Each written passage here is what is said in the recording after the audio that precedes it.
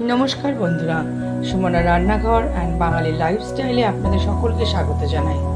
আজকে আরেকটা মুখরোচক খাবার আপনাদের কাছে নিয়ে এলাম। এই বর্ষা মুখর দিনে সবসময় মন চায় একটু ভাজাভুজি খেতে। তাই কেউ কেউ তেলে ভাজা বলুন বা নানা রকম ভাজা আমরা বাড়িতে বিভিন্নভাবে বানিয়ে থাকি।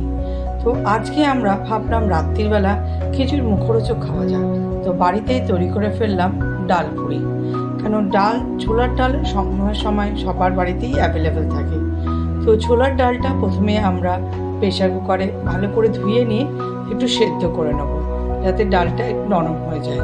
সেদ্ধ হয়ে যাওয়ার পর ডালটাকে একটু ম্যাশ করতে হবে, সেটা আপনার হাতের সাহায্যে করুন বা হাতার সাহায্যে, যেটা আপনাদের যেইভাবে আপনাদের প্রয়োজন সেইভাবে আপনারা সেটাকে ম্যাশ করে নেবেন।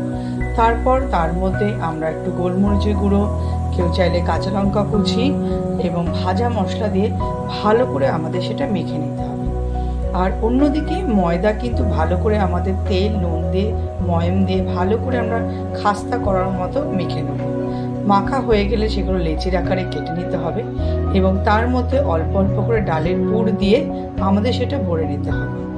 আর কড়াইতে অন্যদিকে সাদা তেল গরম করতে দেবেন, আপনারা চাইলে ঘি দিয়েও ভাজতে পারেন।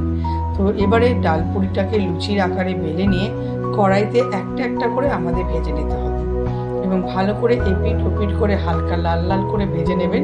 ভেজে নিলেই রেডি হয়ে যাবে আমাদের গরম গরম ডাল পুরি।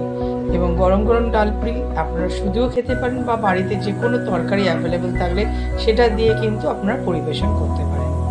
আজকে ভিডিওটা কেমন লাগলো অবশ্যই কমেন্ট করে জানবেন। আর এরকম নতুন আরও ভিডিও পেতে অবশ্যই চ্যানেলটিকে সাবস্ক্রাইব করুন এবং কমেন্ট করবেন। আর ভালো লাগলে একটা লাইক করবেন। সবাই ভালো থাকবেন, সুস্থ থাকবেন। ধন্যবাদ।